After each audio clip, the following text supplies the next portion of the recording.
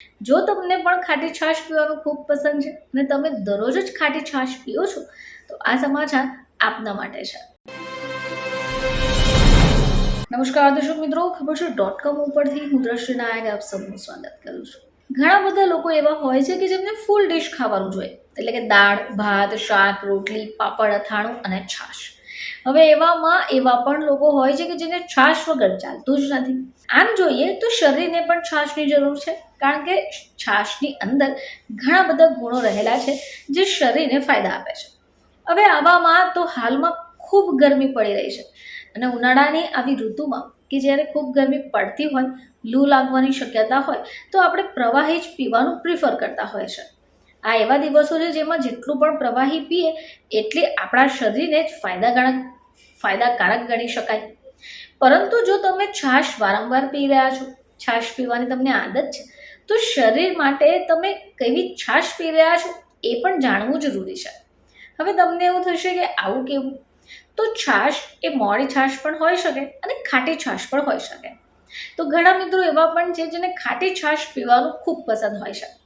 જો તમને પણ ખાટી છાશ પીવાનું ખૂબ પસંદ છે અને તમે દરરોજ જ ખાટી છાશ પીઓ છો, તો આ સમાચાર આપના માટે છે. શું આપ પણ ખાટી છાશ પીવાના શોખીન છો? તો તમારે આ જાણવું ખૂબ જરૂરી છે. આમ જોવા જઈએ તો ગરમીમાં જેટલું બની શકે એટલું પ્રવાહીનું સેવન જ કરવું જોઈએ. ગરમીમાં લોકો છાશ પીવાનું પણ ખૂબ પસંદ કરે છે અને પીવી પણ જોઈએ, કારણ કે આનાથી શરીરને ઘણા બધા ગુણો મળતા હોય છે.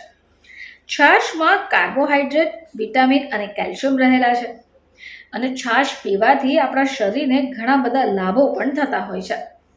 પરંતુ આપણા ઘરના વડીલો ખાટી છાશ પીવાનું ના કહેશે. હવે આવું શા માટે? કારણ કે ખાટી છાશમાં વધારે પ્રમાણમાં સોડિયમ રહેલું છે. જો તમે વારંવાર ખાટી છાશ પીશો તો શરીરમાં સોડિયમનું પ્રમાણ વધશે. આના સિવાય જેમને કિડનીની પરેશાની હોય તેમણે તો ખાટી છાશ પીવી જ ન જોઈએ. ખાટી છાશ પીવાની અવોઇડ જ કરવું જોઈએ. હવે આ સિવાય ઘણા બધા લોકો એવા હોય છે કે જેવું વાતાવરણ બદલાય એટલે શરદી, ખાંસી, છીંક થઈ જાય, થોડી ધૂળ પણ જાય તો તરત જ શરદી થઈ જાય. તો જેમને જલ્દીથી શરદી થઈ જતી હોય એવા લોકોએ તો ખાટી છાશ પીવાથી બચવું જ જોઈએ.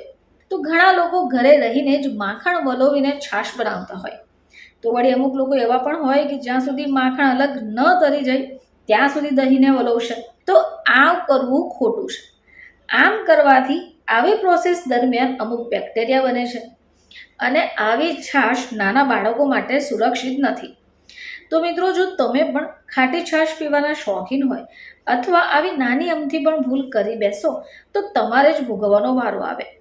એટલે જ્યારે પણ તમે છાશ પીવાનું શરૂ કરો અથવા છાશ પીઓ તો આ બાબતોનું ધ્યાન રાખો. ફરીથી તમારી સમક્ષ હાજર થઈશું. ત્યાં સુધી જોતા રહેજો ખબર છે .com.